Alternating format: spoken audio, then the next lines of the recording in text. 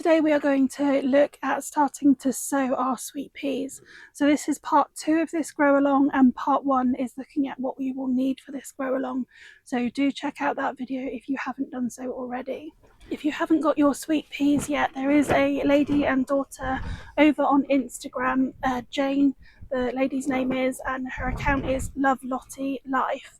And I will put the details to this in the caption as well. And if you're on Instagram and you want to contact her, she is looking at spreading around some seeds. You just need to pay the P&P in order to share her father's and their grandfather's legacy and just spread the love that he had for gardening. So it's definitely one to look out and see if she still has some seeds left. And she is doing her own grow along as well. So it may be that you get lots of tips from her that I don't share myself or that I don't know. So there'll be one to check out. So I've got a selection of sweet pea seeds here, including a jar of some sweet peas that I save over the years, and then also a tub of sweet peas that I've taken off of the vines from outside from this year's growth as well. So we will have a look at those in a moment. But quickly, one thing that I just wanted to quickly talk about is when we can actually continue to sow our seeds, because actually our different packets of seeds tell us some very different information. So according to this one, which is Dolly Varden from Sarah Raven, we can sow from October all the way up until April. And then according to this one, which is a Sutton Seeds and it's Prince of Orange, they're suggesting that we can sow in September, October, and then January to March, and then April and May directly outside. So I have definitely sown some in mid to late November. I haven't, however, sown them later. But in theory, there is no reason why they wouldn't actually do okay with a later sowing. So if you are catching this grow along a little bit later, then it is worth popping some in. And it may be that you want to just pop a few in and then also leave some seeds in order to do a sowing from mid-February when the light levels are going to be higher. And they'll also start growing quite a bit quicker from that period as well. The other thing to consider of whether you want to get the seeds in earlier or later is also the protection that you might need to offer them from frosts. So if you're directly sowing them outside, you want to wait until the majority or your most expected frosts have passed. And if you're going to be growing them in pots, then you want to make sure that you can either protect them from a frost, or that you can bring them inside the house, or that your frost date has mainly passed for you. But there is a huge variety of different dates, and it may be that certain varieties are more likely to do well in certain months than others. It's not something that I'm sure of, or it could just be that the seed packets have got different information on, rather than actually that it is different from each different variety that we do grow.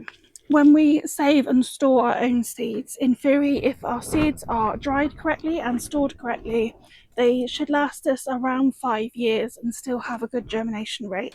So some people take a nail file and actually sand the edge of their seed in order just to penetrate that outer layer a little bit and allow them to germinate a bit quicker. And then other people will soak them. Some people may soak them overnight, but I would recommend, if you are soaking them, not to soak them for more than an hour. And the reason for this is because they could end up rotting in your soil before they actually sprout. So we also want to make sure that we don't overwater these as well. So just if you are doing the soaking method, and I'm not going to, I find when they're sown at this time of the year that they don't need to be soaked beforehand. But if you are, then just be careful with how much you are going to water them over the time and how long they do soak for. We have a lot of mice in our area, so I'm going to be using a mushroom crate in order to hang these. So I'll pop some string on the corners, and these will be hung in our polytunnel to make sure that the mice can't get to them. And then I'm going to use a selection of different pots, including square ones that I've got, which are as deep as I can find, then some round ones, and then I've also got some old yogurt pots and things like that that are much deeper. And these are great because they do actually like the deeper depth as well. If you have got some seed trainers, then that would be a great thing to use too. I'm going to be sowing at least 3 different trays of these sweet peas, which is an awful lot, and you definitely probably don't want anywhere near that amount. I'm doing this one because I want to check out some different compost. So the compost that's going in now is Manor Farm peat-free compost. Then I also want to give the Silver Grow peat-free compost a go. And then I've got some Rocket Grow seed and cutting compost due to arrive as well. And this is just a bit of a test that I wanted to do myself. And I also will be selling some of these sweet peas too. And I'm just going to fill up these pots, and I've got all different sizes in here just because I want to make the grow along as fair as possible to the different composts. None of this compost is going to be sieved, but I will remove any larger bits of bark as I find it. I'm not sieving them simply because these seeds are quite large and they shouldn't need that amount of attention. So I'm just filling each of these pots to the top and then just very gently pressing them down, but not too much. Just want to make sure that they're firm, but we don't want to make them actually very forced in there. The next thing I'm going to do is water them. So I'm going to grab myself a pokey tool, and in these square pots I'm doing 4 seeds per pot. In these ones we're doing 3, and the same in the other round ones as well. Sweet peas do like to actually grow together. I'm doing it about sort of half an inch down, or down to your fingernail. The roots like to grow together and that will help them. If you bought some in the spring and you're thinking, well, they've had maybe 20 seeds in, that would be fine to do in the spring, but I wouldn't suggest you do it at this time of the year, simply because if we do it now, we're going to end up with issues around the amount of food that is in the compost for them. We're just going to drop those seeds into place.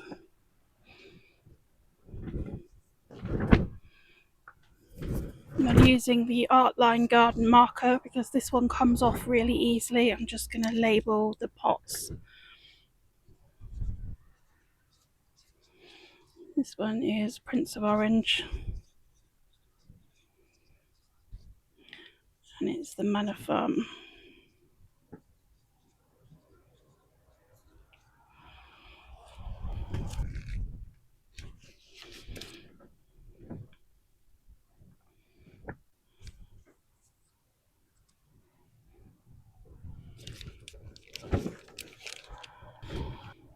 And then with these ones, we're just going with the 3 seeds.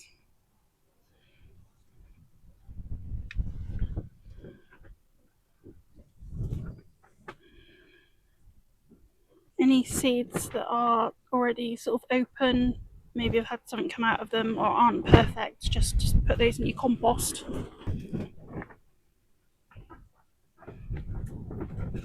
So we're going to have a look at emptying some of these.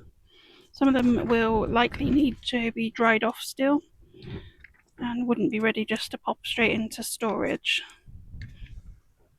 But they should be absolutely fine to sow. So those have gone mouldy within there, so they're going straight in the compost.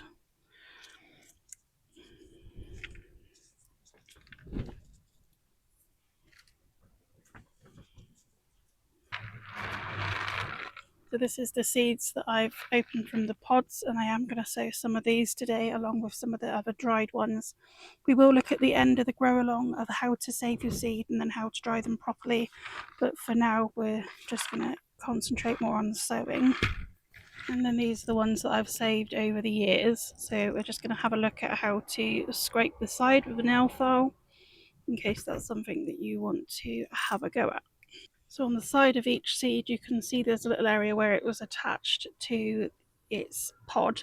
So that is the area that I just very gently, if you're going to do this, just file it back a little bit until that's a bit more obvious and clear. It's a bit fiddly to do.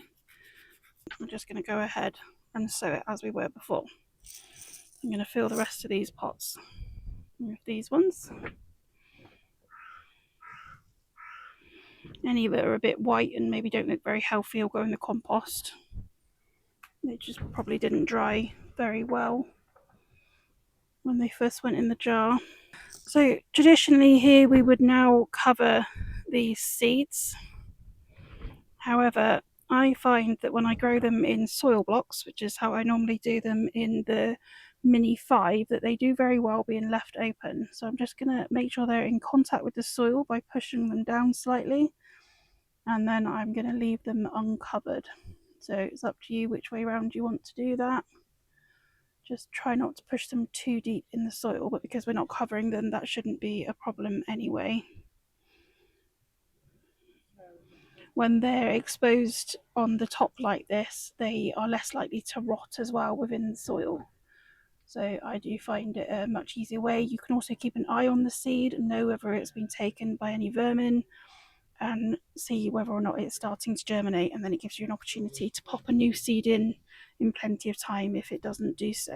So this is just baler twine that I use for my tomatoes. It's good and strong. It is plastic, but you can reuse them for years and years, so I do think it's worth it personally.